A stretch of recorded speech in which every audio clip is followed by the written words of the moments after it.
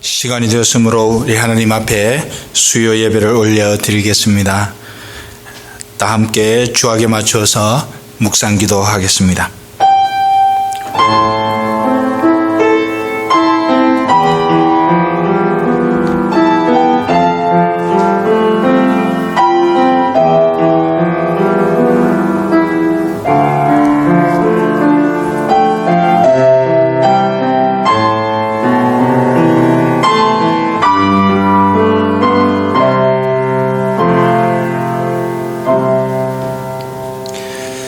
전능하신 하나님을 사랑하는 백성들이 주일 지난 3일 만에 다시 주의 전에 모여 주님을 경배합니다. 우리의 경배를 받으시고 저희들에게는 하늘 영광의 아름다운 것을 목격할 수 있는 은혜를 주옵소서. 하나님 아버지, 온라인에서 함께 예배하는 우리 성도들에게도 하나님 찾아가 주시고 하나님의 성령의 아름다운 것을 그 머리 위에 부어주시기를 간절히 소망합니다. 악한 마귀와 어둠의 권세가 우리의 마음을 흔들지 못하도록 주님 이 시간 우리를 주장하여 주옵소서.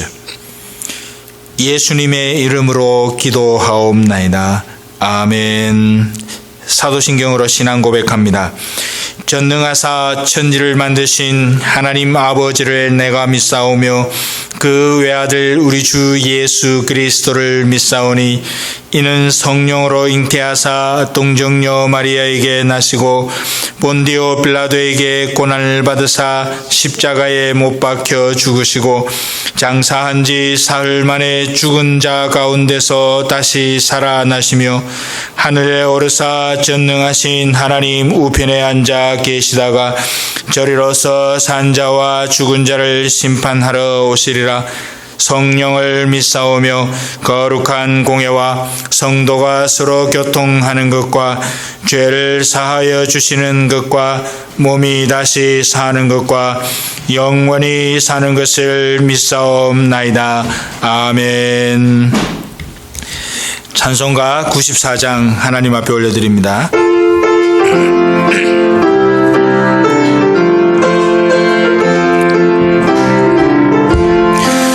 예수님은 누구신가? 어느 자의 위로와 없는 자의 번성이며 전한 자의 높음과 잡힌 자의 노임되고 어리 기쁨 되시네.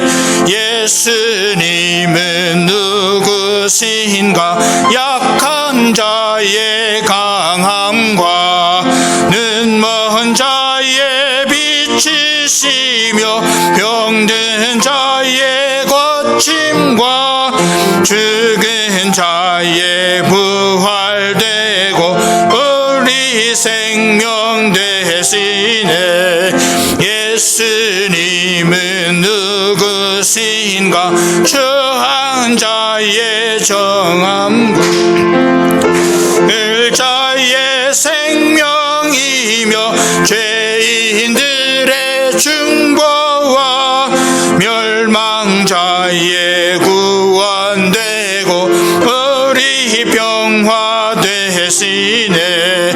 예수님은 누구신가? 온 교회의 머리와 만국인의 구주시며 모든 왕의 왕이요 심판하실 주님 되고 우리 영광 되시네. 아멘. 하나님의 말씀은 사도행전 12장 1절부터 25절까지입니다. 사도행전 12장 1절부터 25절까지 신약성경 208페이지와 209페이지에 걸쳐 있습니다. 한 절씩 교독하겠습니다. 그때에 헤롯 왕이 손을 들어 교회 중 몇 사람을 해하려 하여 형제 야고보를 칼로 죽이니 유대인들이 이 일을 기뻐하는 것을 보고 베드로도 잡으려 할새 때는 무교절이라 잡음에 옥에 가두어 군사 넷씩 인내 배에 맡겨 지키고 유월절 후에 백성 앞에 끌어내고자 하더라. 이에 베드로는 옥에 갇혔고 교회는 그를 위하여 간절히 하나님께 빌더라. 헤롯이 잡아내려고 하는 그 전날 밤에 베드로가 두 군사 틈에서 두 쇠사슬에 매어 누워 잤는데 파수꾼들이 문 밖에서 옥을 지키더니 홀련히 주의 사자가 곁에 서매 옥중에 광채가 조여하며 또 베드로의 옆구리를 쳐 깨워 가로되 급히 일어나라 하니 쇠사슬이 그 손에서 벗어지더라. 천사가 가로되 띠를 띠고 신을 들매라 하거늘 베드로가 그대로 하니 천사가 또 가로되 겉옷을 입고 따라오라 한대 베드로가 나와서 따라갈새 천사의 하는 것이 참인 줄 알지 못하고 환상을 보는가 하니라. 이에 첫째와 둘째 파수를 지나 성으로 통한 쇠문에 이르니 문이 절로 열리는지라 나와 한 거리를 지나매 천사가 곧 떠나더라. 이에 베드로가 정신이 나서 가로되 내가 이제야 참으로 주께서 그의 천사를 보내어 나를 헤롯의 손과 유대 백성의 모든 기대에서 벗어나게 하신 줄 알겠노라 하여 고마그라 하는 요한의 어머니 마리아의 집에 가니 여러 사람이 모여 기도하더라. 베드로가 대문을 두드린데 로데라 하는 계집아이가 영접하러 나왔다가 베드로의 음성인 줄 알고 기뻐하여 문을 미쳐 열지 못하고 달려 들어가 말하되 베드로가 대문 밖에 서더라 하니 저희가 말하되 네가 미쳤다 하나 계집아이는 힘써 말하되 참말이라 하니 저희가 말하되 그러면 그의 천사라 하더라. 문 두드리기를 그치지 아니하니 저희가 문을 열어 베드로를 보고 놀랐는지라.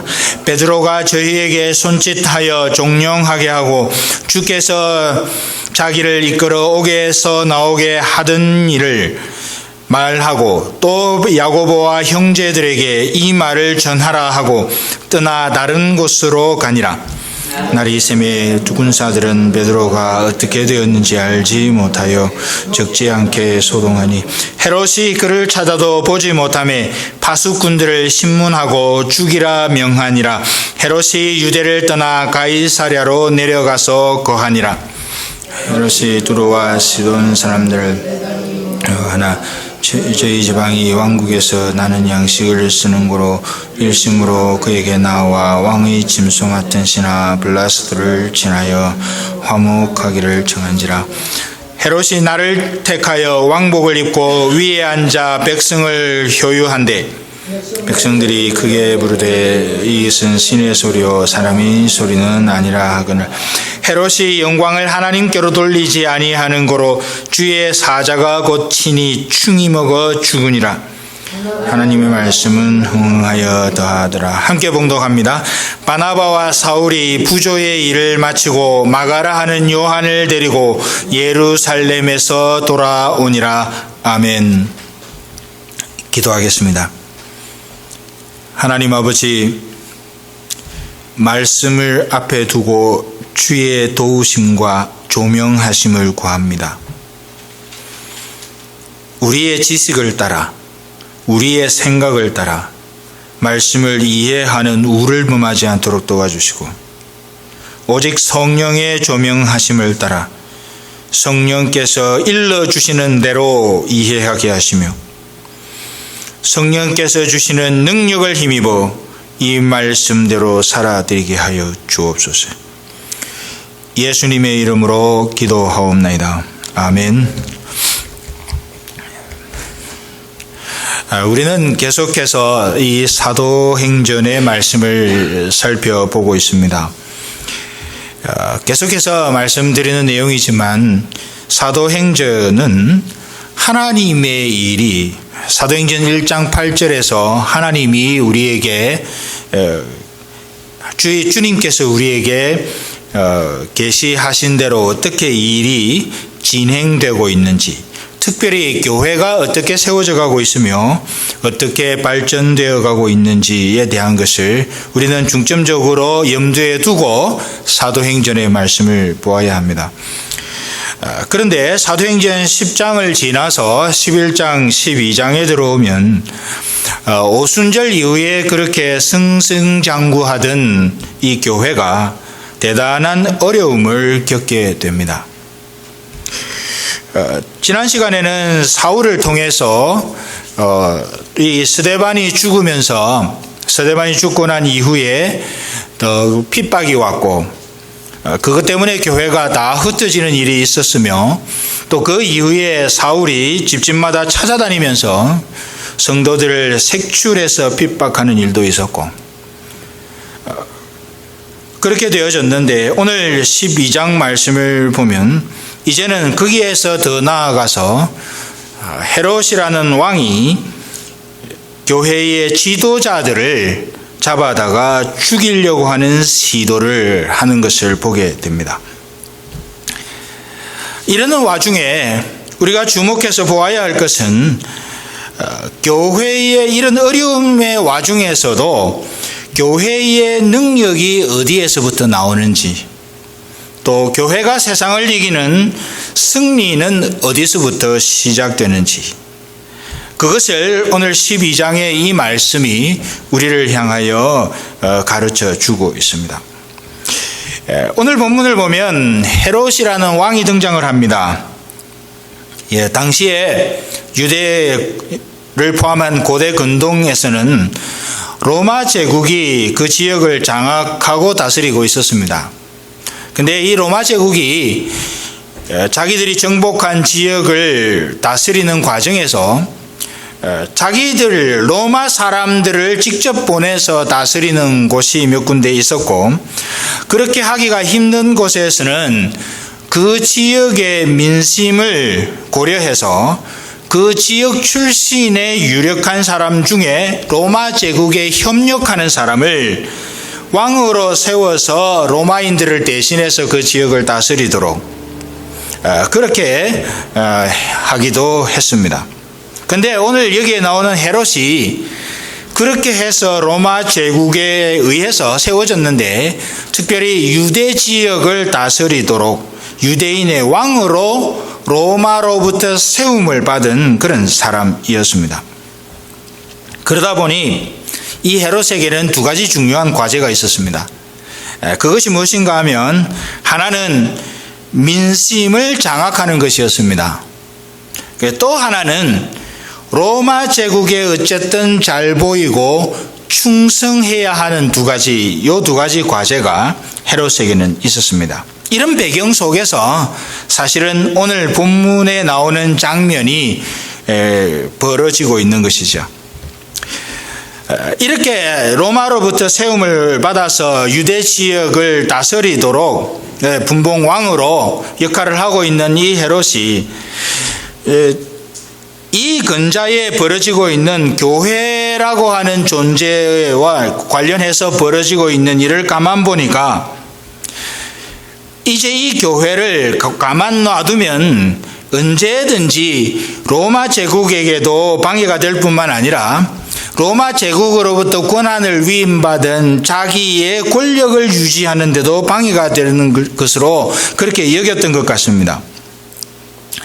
그래서 그렇지만 어떻게 손을 못 보고 있었는데 핍박으로, 그리고 사울의 그 핍박, 또 전체적인 스데반 이후의 핍박, 그리고 사울의 핍박, 그리고 이제 상황을 가만 보니까 그것 때문에 교회가 점점 약화되고 있는 듯이 보여진 겁니다. 전에는 그 능력과 권세 때문에 이 교회를 어찌하지 못하고 있다가 점점 교회가 이렇게 어려움을 겪고 있고 교회가 점점 힘이 약화되고 있는 것처럼 보여지니까 이제는 헤롯이 용기를 내는 겁니다. 이 틈에 교회를 완전히 이제 다시 일어서지 못하도록 만들어야 나중에 로마 제국이나 자기의 권력 유지에 방해가 되지 않겠다라고 그런 마음을 품은 겁니다. 그래서 교회 중에 몇 사람을 해하려고 시도를 합니다. 1절 말씀을 보면 그때의 헤롯 왕이 손을 들어 교회 중 몇 사람을 해하려 하여, 교회 지도자들 중에 몇 사람을 해하려고 시도를 하는 거지요. 그런데 그 타겟이 누구입니까? 야고보와 베드로였습니다. 당시에 이 야고보와 베드로는 교회의 중요한 지도자들에 속하는 그런 사람들이었습니다. 먼저 야고보를 칼로 베어 죽입니다. 그러면서 유대인의 반응을 살펴요. 2절을 보니까 요한의 형제 야고보를 칼로 죽이니 2절과 3절 사이에 어떤 언급은 없지만 우리가 그 분위기를 알 수 있는 것은 칼로 죽이고 나서 그 다음에 3절입니다. 유대인들이 이 일을 기뻐하는 것을 보고, 야고보를 칼로 죽이고 나서 유대인들이 이 문제에 대해서 어떤 반응을 보이는지를 주목해 본 것입니다. 눈치를 살핀 거예요. 그런데 뜻밖에도 이 유대인들이 이 일을 기뻐하는 것을 보고, 기뻐하는 겁니다. 헤롯은 혹시 이 야고보를 죽인 일로 인해서 어떤 반란이 일어나거나 어려움이 생기지는 않을까 염려를 했는데, 야고보를 죽이고 나서도 가만 보니까 유대인들이 야고보 잘 죽였다고 기뻐하는 거죠. 그러니까 이 헤롯이 용기를 얻습니다. 이제 용기를 얻어서 그 다음 지도자인 베드로도 잡아 죽여야겠다 생각하고 베드로를 체포합니다. 그 베드로를 체포하는데 마침 그때가 무슨 때인가 하면 이 무교절입니다. 그래서 이 명절에는 이 죄인을 그렇게 처리하는 예가 없었습니다. 그래 명절의 분위기상 그 죄인들을 그렇게 사형을 내리거나 하는 그런 일들이 없었습니다. 그래서 헤롯이 베드로는 잡았는데 그때가 마침 명절이라 베드로를 처리하지는 못하고 명절이 지나고 나서 베드로를 죽이려고 계획하고 옥에 가두어 둔 것이죠. 여러분, 지금 이게 어떤 상황입니까? 예루살렘에 있는 교회가 핍박이 나가지고 사도들 외에는 다 흩어졌습니다. 그나마 남아있던 사람들을 사울이 색출해서 잡아 가두고 있습니다. 거기다가 그것도 모자라가지고 헤롯이 예루살렘에 있는 교회를 겨우 유지하고 있던 사도들 중에 중심인물들을 죽였고 또 죽이려고 하고 있습니다. 예루살렘에 있는 교회가 완전히 흔적도 남지 않고 뭉개질 위기에 놓인 것이죠. 그렇게 해서 야고보도 죽이고 그렇게 해서 베드로도 잡아서 죽이려고 옥에 가두어 두었고, 그런데 그렇게 해서 옥에 갇혀진 베드로에게 주의 사자가 찾아옵니다. 베드로에게 찾아와서 그 천사와 함께 기적적으로 감옥에서 풀려나는 일이 있었습니다. 베드로도 놀래가지고 이게 꿈인지 생신지 헷갈려 합니다. 심지어 마가라 하는 요한의 어머니 집에 모인 사람들조차도 그들이 기도했다고 그랬잖아요. 이 모인 사람들조차도 베드로가 풀려나서 문 밖에 서 있다고 하는 것을 믿지를 못하는 거예요. 아무튼 그런 과정을 통해서 하나님의 기적적인 역사로 베드로가 감옥에서 풀려납니다. 자, 여러분, 1절에서 4절까지를 보시면 어떤 분위기라고 말씀드렸습니까? 교회가 점점 어려움을 겪어가고 있는, 이렇게 가다가 교회가 완전히 없어지는 것 아닌가 하는 그런 느낌이 드는 상황이 그 전부터 4절까지 계속해서 진행되고 있는 겁니다. 그런데 6절 이후를 보니까 어떤 일이 벌어져요? 그렇게 힘없이 무너질 것 같았던 교회, 힘없이 무너질 것 같았던 교회의 지도자인 베드로에게 하나님의 기적적인 역사가 일어나고, 그 뒤에 한번 보십시오. 그렇게 해서 베드로가 감옥에서 풀려나고 나니까 어떤 일들이 벌어집니까? 교회가 점점 더 힘을 얻어갑니다. 그리고 20절 이후를 보면 그렇게 교회를 완전히 핍박하고 완전히 없애버리려고 하던 헤롯이, 그런 시도를 하던 헤롯이 벌레가 먹어서, 충이 먹어서 죽어버립니다.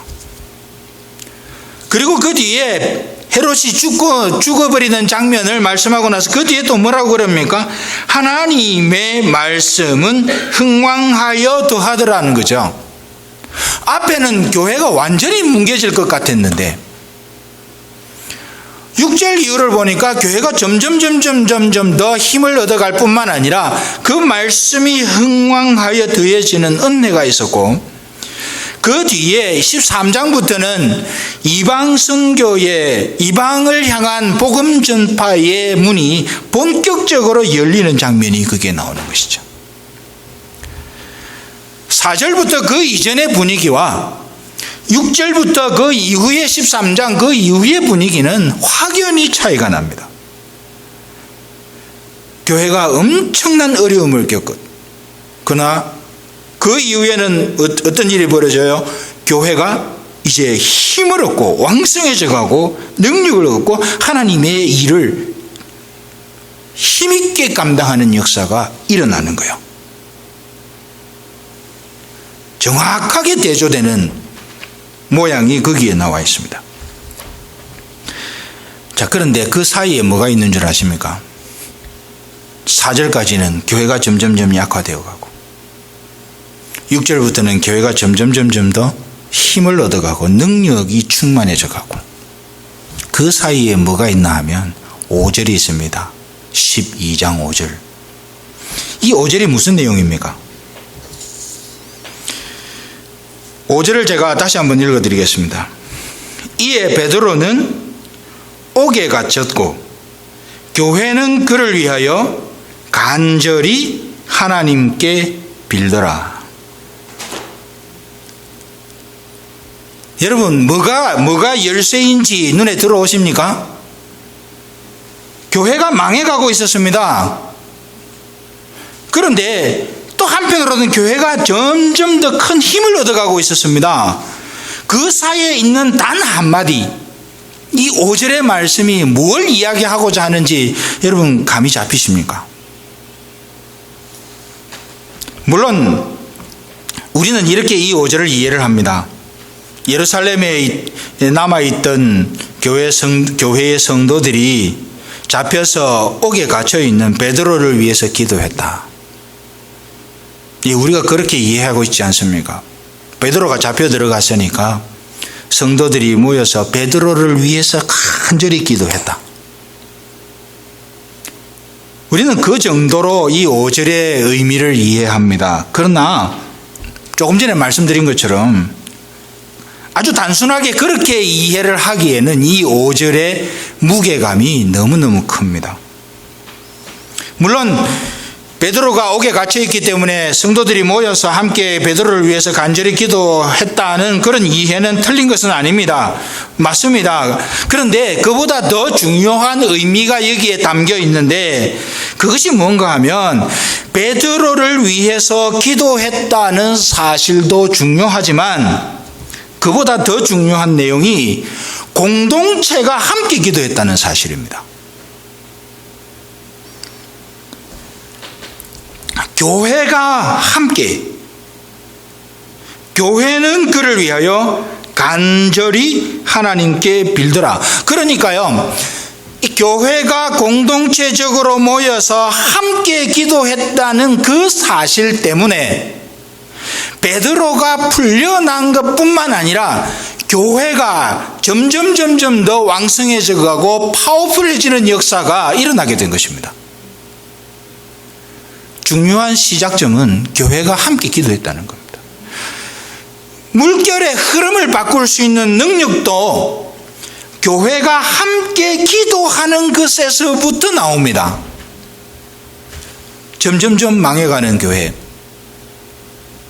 그런데 교회가 함께 기도하는 장면을 짤막하게, 그것도 베드로가 옥에 갇혀 있다는 사실 때문에 교회가 작정하고 함께 정말 최선을 다해서 기도했다는 사실 한마디 딱 하고 나서 교회가 점점 더 힘을 얻어가고 있는 장면을 보여주신 것은 공동체가 함께 기도하는 것이 얼마나 중요하고 큰 역사의 모멘텀이 되는지를 보여주는 것입니다.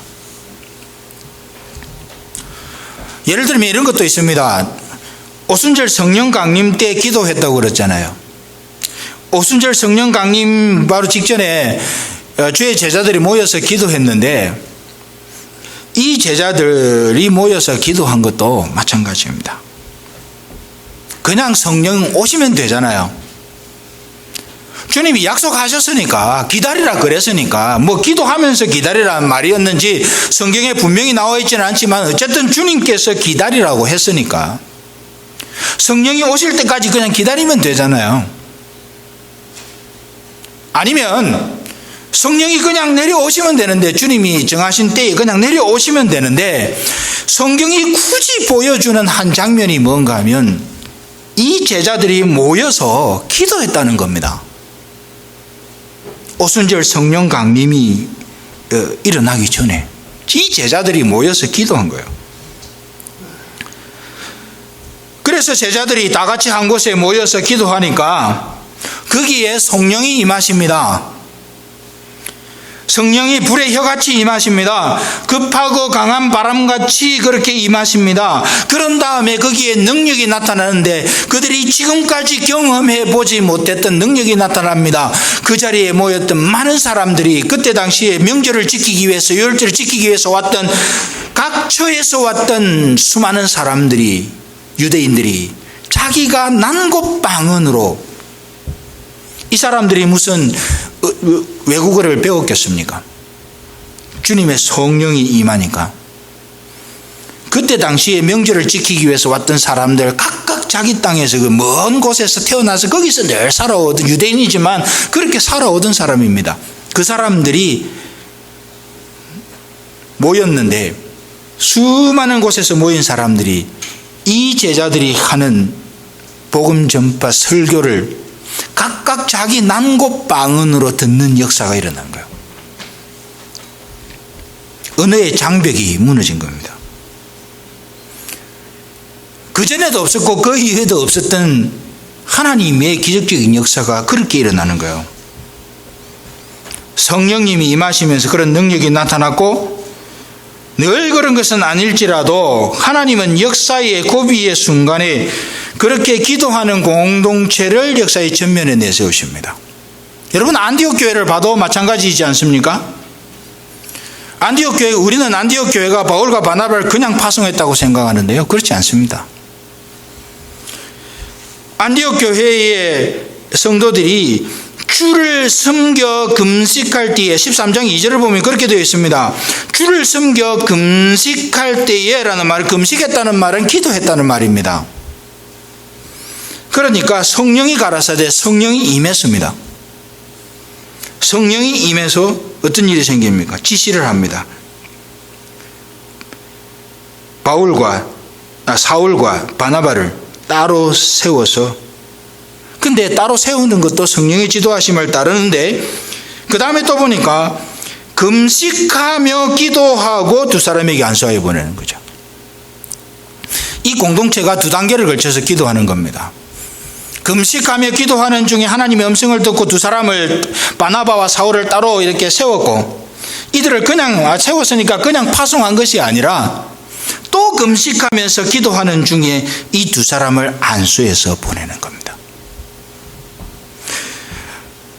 사도행전에만 봐도 하나님의 역사의 중요한 순간에 하나님께서는 하나님을 경배하는 하나님의 백성들이 공동체로 모여서 기도하든지 금식하든지 하나님 앞에 함께 목소리를 올려드리는 기도의 장면들을 보여주신 이후에 그 다음 하나님의 역사를 만들어 가시는 거죠.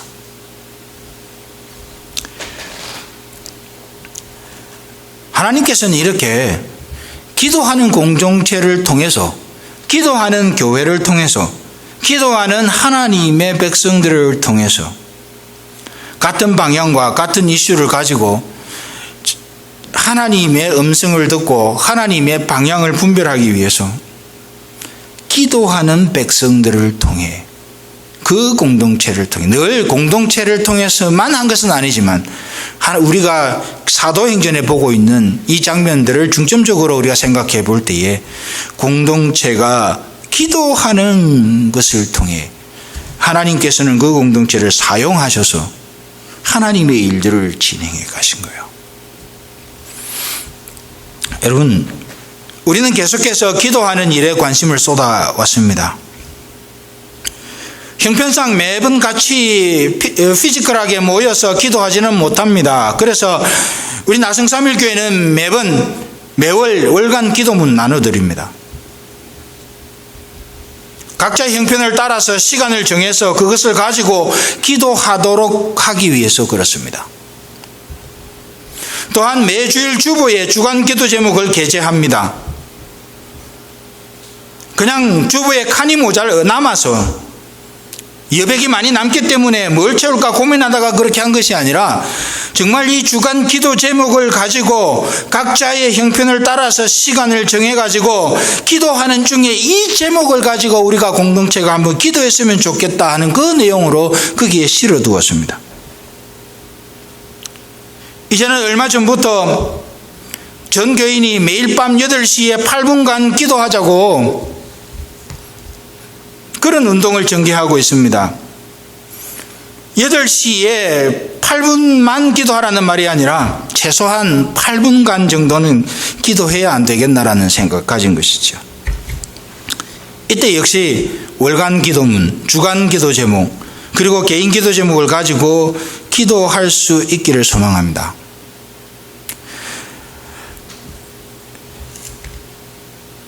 지금 코비드-19의 이 위기를 지나가면서 많은 교회들이 코비드-19 이후에 어떤 방향을 가지고 교회 예배를 하며 어떤 방향을 가지고 하나님의 역사를 감당해야 할지 고민이 참 많이 있는 것을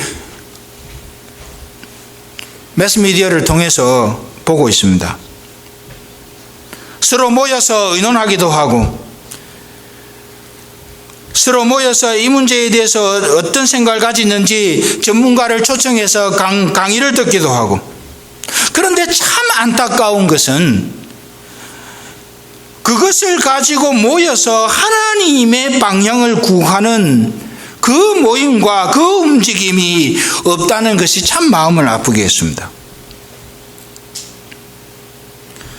우리 나성삼일교회도 예외는 아닙니다.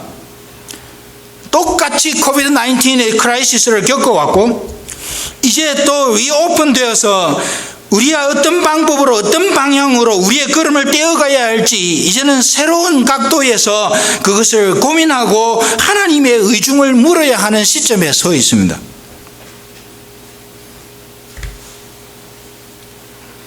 이러한 때에 이 사도행전 12장 5절의 이 말씀을 우리가 한번 기억할 필요가 있는 것이죠.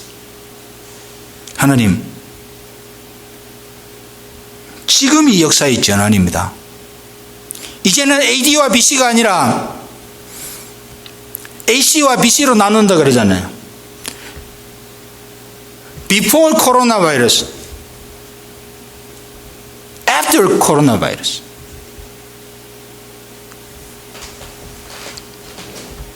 기도해야죠. 하나님, 우리에게 어떤 방향을 원하십니까? 이미 일어난 여러 가지 상황들은 우리가 변개할 수 없다면 하나님이 이 상황들을 우리에게 어떤 이유에서든지 우리의 주변에 이 상황을 만드시고 이 상황을 겪어온 하나님의 교회로서 우리가 어떤 방향을 가지고 어떤 모습으로 어떤 걸음을 떼어가며 어떻게 주의 뜻을 이루어가야 할지 하나님의 지시하심과 하나님의 의도를 살펴야 되는 때가 된 것이죠.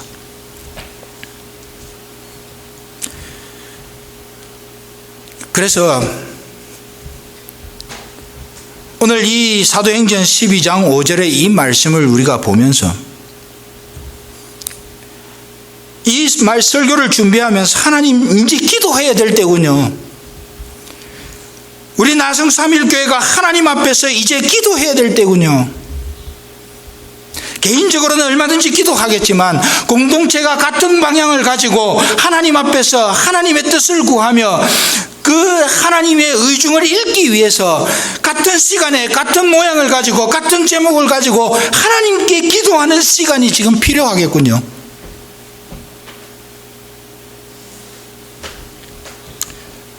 여러분, 기도하십시다, 제발.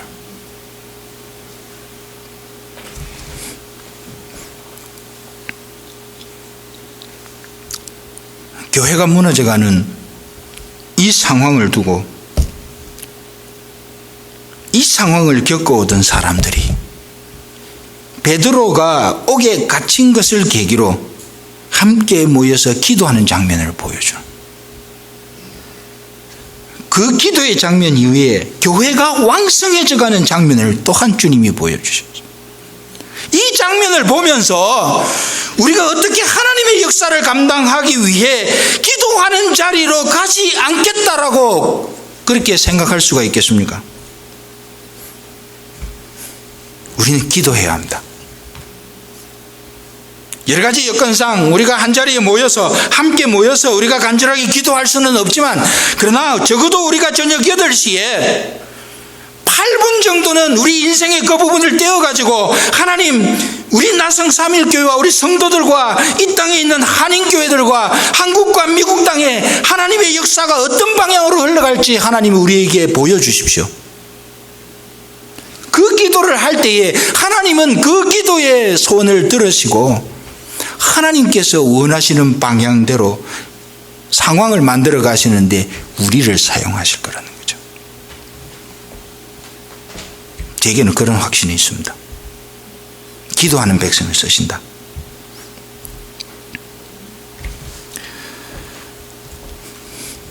기도해야 할 이유는 사도행전에 몇 번에 걸쳐서 나타나는 것처럼 하나님께서 구체적인 역사를 진행해 가시면서 우리를 부르실 때에 주저하지 않고 하나님의 의도를 인식하고 그 하나님의 부르심에 겸손하게 그리고 긴밀하게 반응하는 그런 교회로 서기 위함입니다. 큰 부담을 드리면서 매일 어떻게 예배당에 나와서 기도합시다. 그거보다는 적어도 하루를 마감하고 잠자리에 들기 전 그 조금의 여유가 있는 그 시간에, 많이도 아닙니다. 8분 기도하며 하나님의 의중을 공동체가 마음을 모아 함께 그 시간에 함께 한 방향을 가지고 하나님 어떻게 할까요? 물어보는 것이요.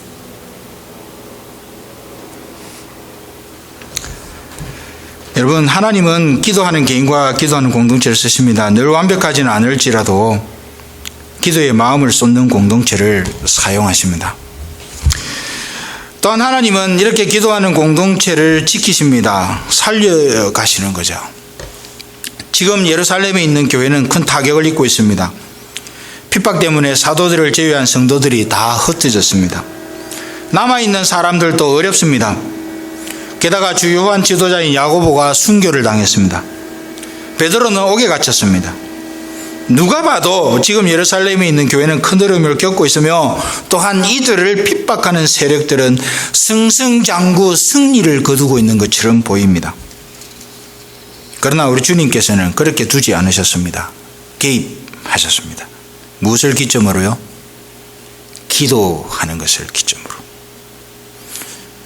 궁극적으로 야고보를 칼로 죽이고 베드로를 죽이려고 옥에 가뒀던 헤롯이 벌레가 먹어서 죽어버립니다. 충이 먹어서 죽습니다. 교회를 완전히 마지막 점을 찍듯이 교회를 완전히 박살내려고 했던 헤롯이 벌레에 먹혀서 죽습니다. 성경에 보면 벌레에 먹혀서 죽었다는 표현들이 잘 없어요. 여기 그러면서 동시에 타격을 입고 쓰러질 듯이 보였던 예루살렘에 있는 교회를 다시 흥왕하게 하십니다. 그리고 이방을 향한 복음 역사가 본격적으로 시작되는데 누굴 쓰셔요? 예루살렘 교회를 쓰십니다. 우리는 안디옥 교회만 기억하지만 예루살렘 교회가 사람 보내고 예루살렘 교회가 기도하고 예루살렘 교회가 관심을 가지고 함께 했습니다. 그러니까 중간에 바울이 선교 보고하러 예루살렘에 또 한번 갑니다. 이와 같이 기도하는 공동체를 붙드셔서 이기고 승리하게 하십니다.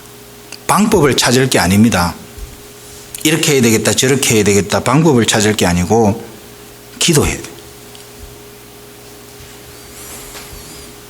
낙심천만한 상황에서도 그 마음이 낙심치 않고 그 얼굴을 주께로 향하는 사람들을 주님께서는 결국 승리하게 하십니다.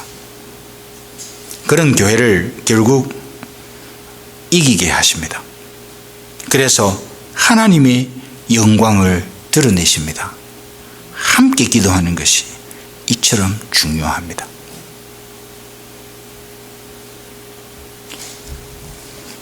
교회의 어떤 프로그램들이 이게 좀 부족한 것 같아. 이거 좀 신경 쓰자. 이게 좀 필요한 것 같은데 여기 신경 좀 쓰자. 이거 해야 될 것 같은데 우리 이거 좀 어떻게 해야 되지 않나?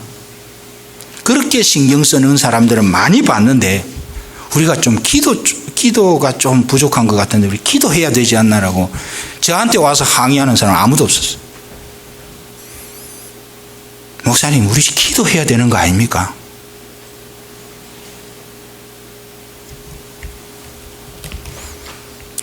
여러분, 하나님의 백성들은 기도하는 백성들입니다. 기도하는 백성들을 하나님은 멸시치 않습니다. 기도하는 백성들을 하나님이 사용하십니다. 기도하는 백성들을 붙드셔서 하나님의 역사를 이루어 가십니다. 우리 교회에 여러 가지 많은 과제들이 있습니다. 우리가 뭘 해야 될지 정말 헷갈릴 수밖에 없는 상황들이 우리 앞에 펼쳐져 있습니다. 방법을 찾지 마십시오. 하나님 앞에 기도하십시오. 사람을 찾지 말고 하나님을 향하여 얼굴을 드십시오. 어떤 자원들이 어디 있을까 그것 때문에 고민하지 말고 하나님의 역사를 소망하며 하나님을 향하여 입술을 여십시오. 그러면 방법도 알려주시고 자원도 채워주시고 하나님의 때도 알려주셔서 그 일을 하게 하십니다.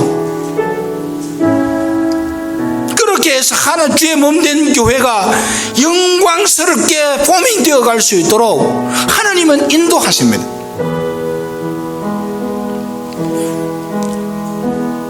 오늘 온라인에서 오프라인에서 함께 예배드리는 분들, 이 점을 우리가 반드시 기억했으면 좋겠습니다. 다시 한번 말씀드립니다. 방법 찾지 마십시오. 자원을 어떻게 자원을 확보할까 이거 고민하지 마십시오.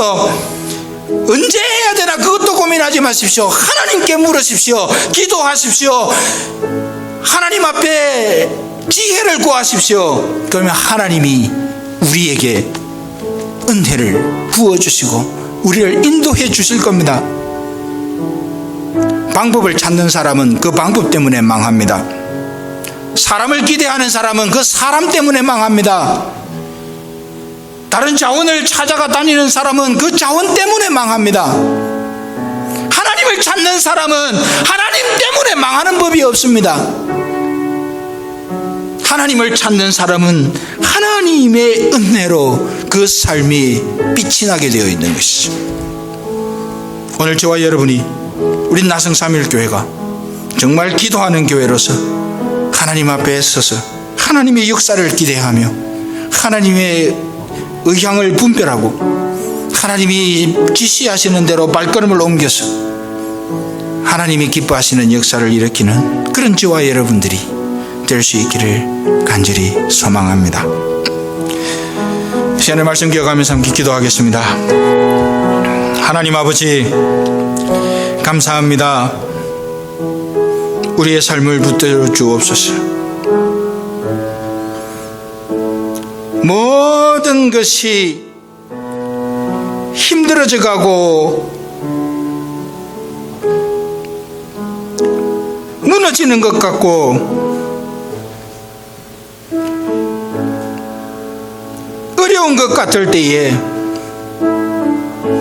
사람들은 방법을 찾고 사람을 찾고 능력을 찾고 필요한 것을 찾고 때를 찾고 자원을 찾고 뭐가 있어야 되는지 머리를 돌려 고민하는 그런 시간들을 지나가지만 하나님을 사랑하는 백성들이기에 이 쉽지 않은 상황들을 지나갈 때마다 하나님을 향하여 얼굴을 들고 하나님의 지혜를 구하고 하나님의 방법을 구하고 하나님의 자원을 구하고 하나님의 때를 찾으며 하나님이 지시하시는 방향을 따라 하나님의 역사를 이루어서 하나님께 영광 돌리는 인생을 살아가는 우리 모두가 될 수 있도록 하나님이여 도와주시기를 간절히 바랍니다. 하나님이여 우리를 지켜주옵소서. 하나님이여 우리를 붙잡아 주옵소서. 주님 감사를 드리옵고 예수님의 이름으로 간절히 기도하옵나이다. 아멘. 찬송가 389장 하나님 앞에 올려드립니다.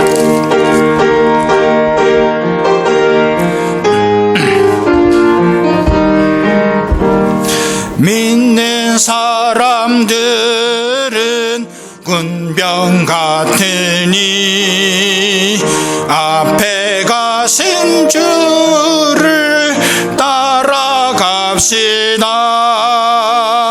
우리 대장 예수 길을 가지고 접전하는 곳에 가신 것 보라. 아멘. 믿는 사람들은 군병 같으니 앞에 가신 주를 따라갑시다. 원수 마귀 모두 쫓겨가기는 예수 이름 듣고 기빈함이라.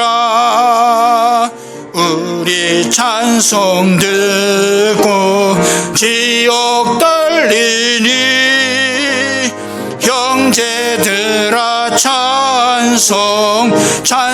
찬송합시다. 아멘. 믿는 사람들은 군병 같으니 앞에 가신 주를 따라가.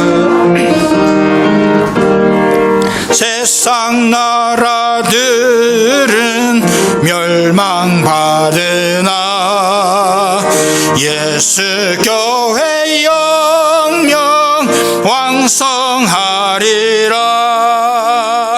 지옥 권세 감히 해치 못함은 주가 모든 교회 지키심이라.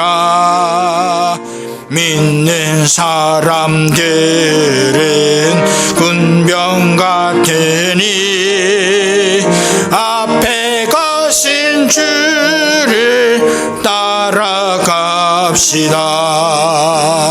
백성들아 와서 함께 모여서 우리 모두 함께 개가 부르세. 영원토록 영광 새 찬송을 우리 임금 주께 돌려보내세. 아멘. 믿는 사람들은 군병 같으니 앞에 가신 주를 따라갑시다.